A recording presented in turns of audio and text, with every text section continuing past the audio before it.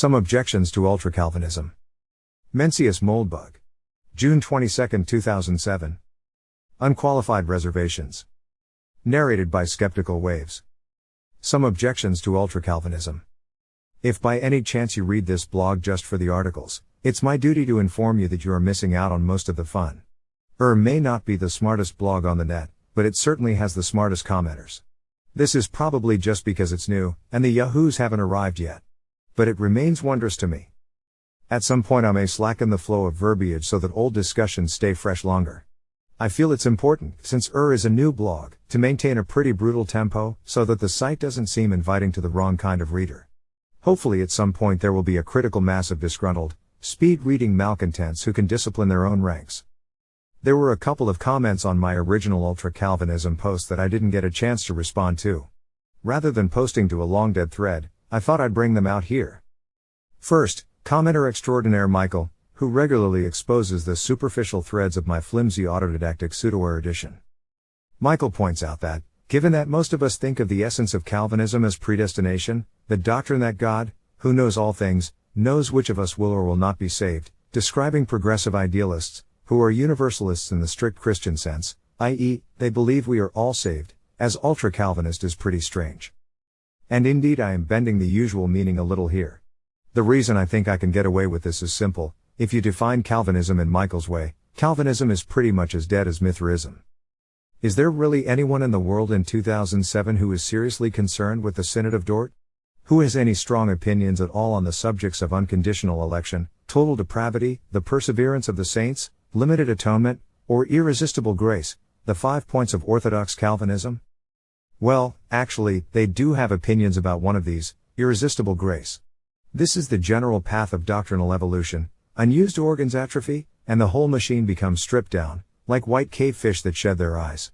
Jefferson dumped the Trinity, Emerson relieved us of hell, and so on down to Harvey Cox and his secular theology. If you think secular is synonymous with atheistic, the full horror of the situation is not yet clear to you.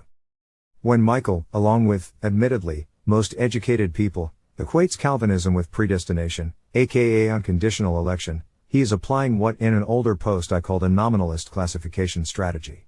That is, he is taking Calvinist theology at face value. Calvinism defines itself as the 5 points, so why shouldn't we respect this? Here's why: because the result that the nominalist approach produces is that a replicating prototype of considerable political and cultural significance, with known pathological tendencies, has simply disappeared. It has become extinct. There is no need at all to worry about it. These are not the droids you're looking for. If we apply either the morphological or cladistic strategies, however, we get a very different result. The replicator at once pops back into view. It has not disappeared at all, it just mutated into Unitarianism, that is, non-universalist Unitarianism, now itself extinct, which begat Transcendentalism, which begat Unionism, Progressivism, and then the ecumenical movement, which became the super-Protestant establishment so derided by the late great flower children, who conquered it and gave us multiculturalism, diversity, etc. Not an unusual turn of events at all. Belief systems and languages evolve in much the same ways, and if you look at the historical gyrations of, say, English, the evolution from Calvinism to ultra-Calvinism seems positively straightforward and sedate. And when we use the adaptive method, the result is even more disturbing. First, of course, this trick of dropping off the radar screen is very suspicious. In fact, as I pointed out in my last post, ultra-Calvinism has extremely compelling reasons for not wanting to be known as either Christian or Protestant, because its patterns of intolerance are extremely ugly and familiar to anyone who can swallow any such taxonomy. Peter Hitchens has called its limey equivalent the most intolerant faith to dominate Britain since the Reformation. If there was ever a general understanding that political correctness is merely a case of common or garden religious intolerance, its apologists would find their jocular habit of excusing it as a kind of intellectual rowdiness, boys will be boys and so on, to no longer roll so smoothly off their tongues, and its foes would find themselves infinitely better armed. But worst, the adaptive method does not identify predestination as the salient invariant of Calvinism. Nor does it focus on total depravity or even irresistible grace. Instead, it notes that a shared feature of all prototypes in this line of descent, from Calvin to Emerson to Hillary Clinton, from Geneva to Chautauqua to the Haight-Ashbury, has been their assiduous insistence on building God's kingdom on earth. Of course, this is what Eric Voegelin called immanentizing the eschaton. Doctrinally, it originates in a postmillennial interpretation of the Book of Revelation. If you disagree with this interpretation, as many do, you might say, as Michael has, that this represents a rejection of Christianity in favor of Gnosticism. But again, this is nominalism. And it is also focusing, as I have said many times, on metaphysical beliefs.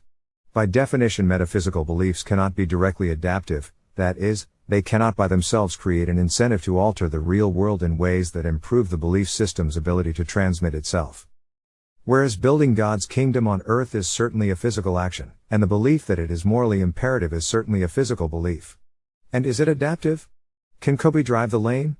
Did Zeppelin rock? Does the Pope? Etc. So when we identify progressive secularism as one thing and Protestant Christianity as another, we have basically just walked up to one of the most dangerous intellectual pathogens in Western history, said "how you doin'," invited it to a wild hot tub party and promised to deactivate our immune system for the evening. Is this safe epistemology? I think not. There was another comment in the thread I wanted to respond to, but I'm out of time for today. I'll try and get to it tomorrow.